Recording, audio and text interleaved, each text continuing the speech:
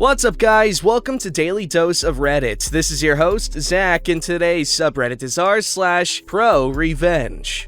Alright, this story's called Be Sure to Pay Your IT Help. I had been working at a computer repair shop on a commission-based system. We would get PCs in, and the techs would not get paid until the repair work was paid for, and if the client did not pay for the work performed, the shop would take possession after a time and resell the equipment. It was not uncommon for the techs to be screwed out of work they had done. To make this job sound even more appealing, the shop owner would throw PCs from his friends and family to fix, which was not paid work. I was looking forward to a pretty big check due to just cranking out the repairs, but I found out that these were all friends of the owners. So I worked for free those 2 weeks. Damn. One of the things that we do is pull the hard drives and create a complete image of the whole drive for archival protection to be wiped after the job is done. Turns out that the owner of the computer shop and his wife were part of the swingers community.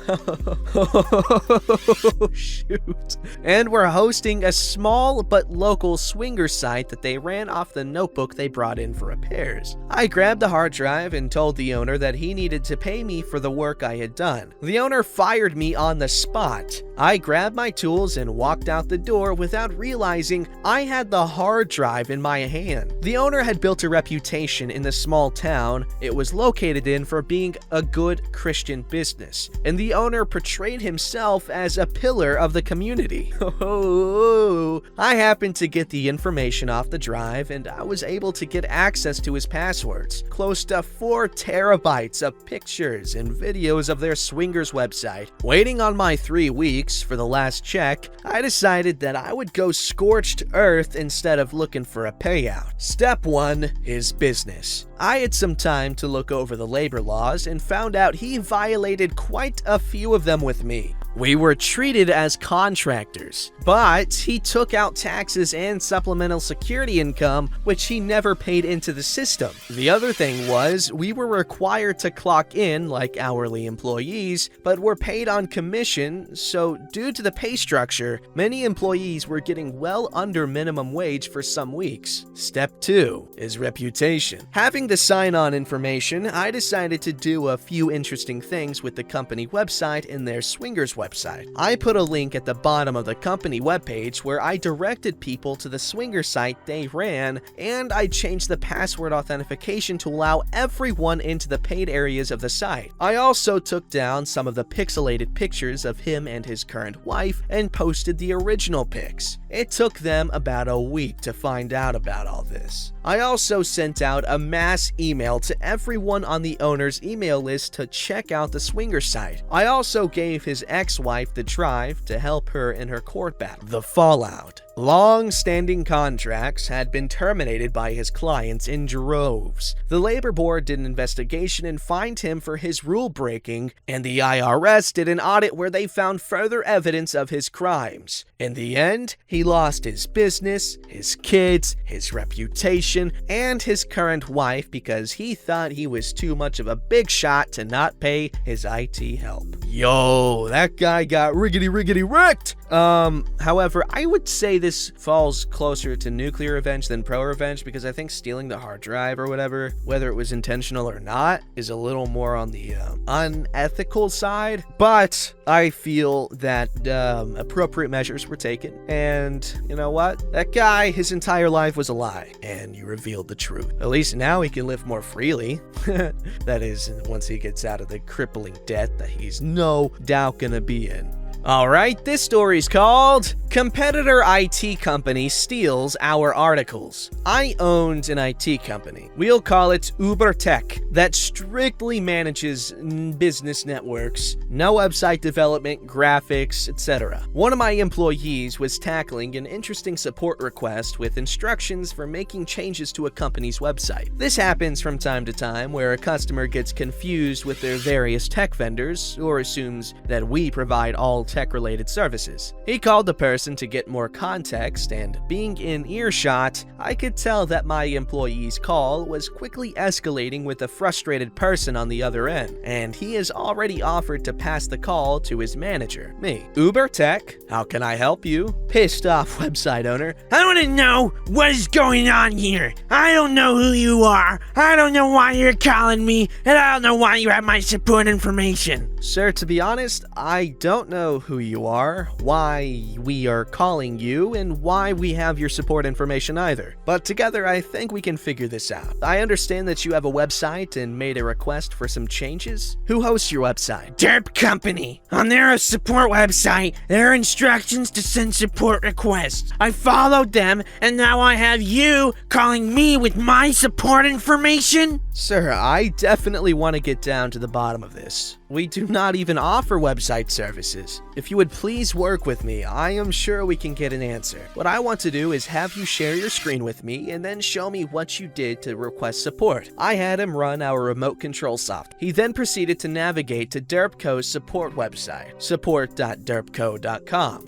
Navigated through the customer self-service pages to a knowledge base article on how to submit a support. He pulled up this specific knowledge base article, and I was staring at a verbatim copy of an article that I had written on our own support site. There were no changes to the article, including the step to email your support request to, and it was my company's email address right there. Thank you for taking the time to show me this. I think I found the problem. Notice the email address in the instructions? It is telling you to email ubertech.com. That is us. Now, please allow me to show you something. I then scrolled down to the bottom of Derpco's plagiarized support article and noted the creation date, 2007. I then navigated to our company support website, support.ubertech.com, and navigated to our own matching article. We both confirmed that it was the same article, and I showed him the creation date of our article, 2005. Oh, look at that. I think it's safe to say that Derpco has stolen our content, did not even update the instructions, misleading you to send a support request to us. I'm sure you have a few things to take care of with Derpco. I'd appreciate if you did not mention us when you call them. Of course, sir. Thank you for your time with this. I immediately searched Derpco's support website, looking for more of our stolen content. Found a total of 5 articles and promptly printed them out and saved copies as PDF. So, what to do in this situation? Do I call the owner of Derpco? This is a small town, so I needed to be clever and not taint my own image. How do I get revenge? Hire a lawyer, leave the articles as is, and hope more support requests come to us that can bring us business? Revenge unleashed. No! I want a press release! News release! Release date for immediate release! Title: Uber Tech endorsed by local competitor. I got some great kudos from local businesses. One client in particular was rolling. 2 days later, I get an email from the owner of Derpco. I would appreciate it if you were to remove the press release from your website. This is a small town. It is just not good business. I went to their support site and still found 3 articles from our company. I wrote back and told him that I would be happy to do so, but there are at least 3 still articles on their website that need to be removed. 2 days later, I got another email confirming that the articles were removed. Epilogue. In the end, I took down our press release, but still have a copy kept in our office and would tell this story to our new employees. All I can say is, Michael Scott would be proud.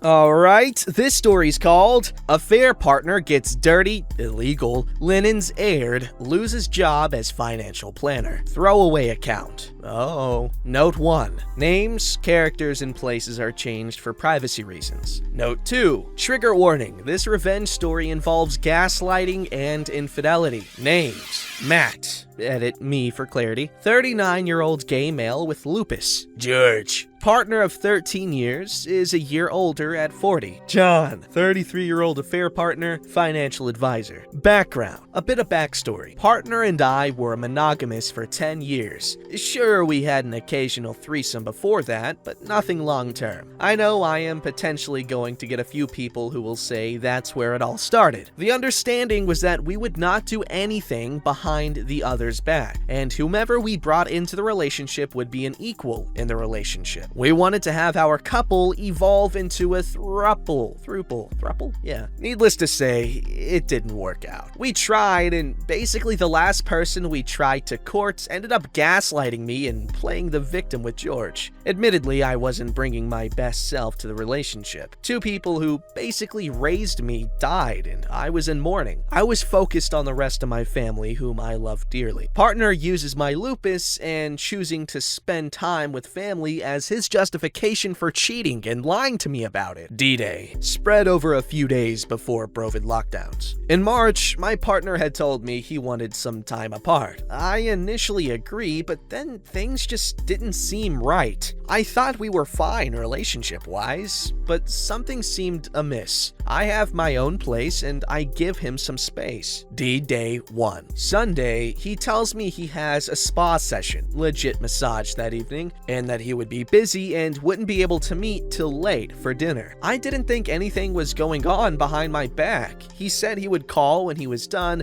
and not to wait for me for dinner. We were still having meals together since it's something we were so used to doing together. I needed some notebook I had left at his place, and thinking he was having his spa session, I let myself into his place. Lo and behold, he's having dinner with John. I leave and he assures me that he's just having dinner with a friend and that his spa session got rescheduled. I asked point blank if anything was going on between them, and he said no. D-Day 2, Wednesday. I'm just a complete wreck. I don't know what's going on. I don't know what's true and what's real anymore, and I get the gut feel that there's more to George and John than George is letting me in on. I do some sleuthing and find out that they're friends on Facebook but not on Instagram. Curious, no? Yet they've been liking each other's posts on Instagram. I remember George logging into my iPad, so I go on and check for any message history, and wouldn't you know, I see exchanges between them going on for months. Once again, I asked George, who is this person whom he's friends with on Facebook but not on Instagram? And why are their interactions so bizarre? George tells me he's just a friend, nothing more, and that I'm crazy. My blood must have been boiling at this point. I then remind him that he's still logged into my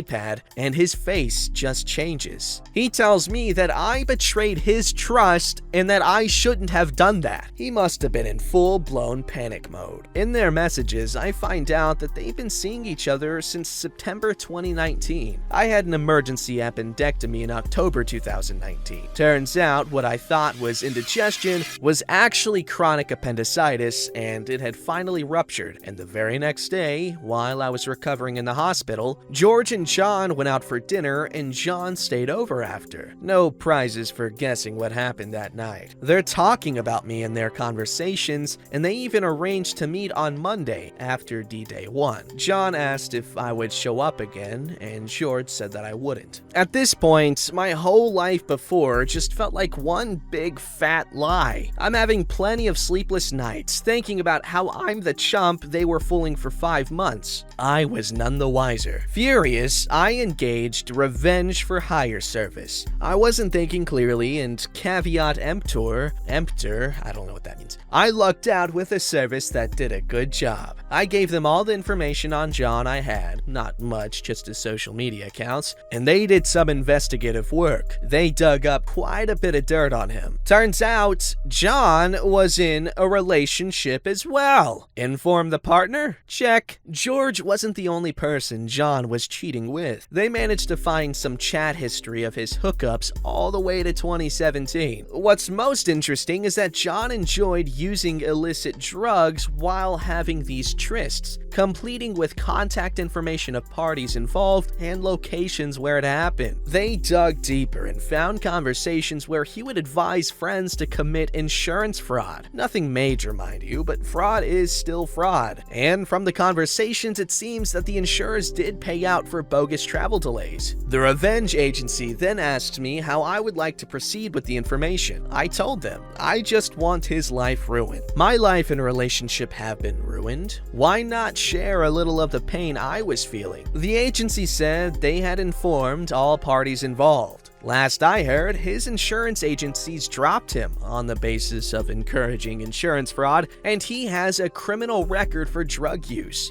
and now that he has a criminal record, means he can no longer travel to Canada or Japan, countries he loves to visit. His family knows that he's been cheating and using drugs, and his partner knows he's been screwing around without protection and without PrEP or pre-P. PrEP, right? That's that one drug that helps prevent the spread of HIV. It either helps prevent you contracting it or spreading it. I'm not sure which one, or both maybe. I think it's protecting from it. Either way, bad guy. My question is, when you already have a pretty open relationship, why would you go behind your partner's back? Like what? Alright, this story's called Kid Trying to Kill Harmless Snake Gets a Death Wish. My mom and I were hiking at a nearby state park when we came across this 11-ish-year-old boy who was throwing rocks at a snake for no reason. We do not have any poisonous snakes where I live. They are all harmless and generally not aggressive. This stupid kid had obviously wandered away from his parents and was being cruel for no reason. We yelled at him to stop, but he kept throwing rocks at this poor snake. Suddenly, the snake lunged at him and bit him on the leg. The kid starts freaking out and the snake slithers away. My mom then looks him dead in the eyes and says, "You're going to die now, you know." The kid ran away screaming bloody murder. It was the funniest thing I've ever seen. Now, I'm not condoning animal cruelty, but, you know, maybe when you're a little kid, you see Snake and you're kind of conditioned to believe snakes are bad guys, literal cold-blooded killers. I like snakes, by the way. And I don't know, if I see a snake, I'm gonna safely assume it is venomous, not poisonous, because, you know, survival instincts maybe, and also lack of knowledge. So I don't know if the kid was trying to be a jerk or was trying to be a badass. But again, there's nothing badass about assaulting animals because guess what? If you leave them alone, chances are they're gonna leave you alone. As Coyote Peterson says, admire from a safe distance. And I'm sorry, but playground rules don't apply. Throwing rocks do not equal admiration, despite what you might think. Don't forget to like, subscribe, and hit that bell to never miss an episode.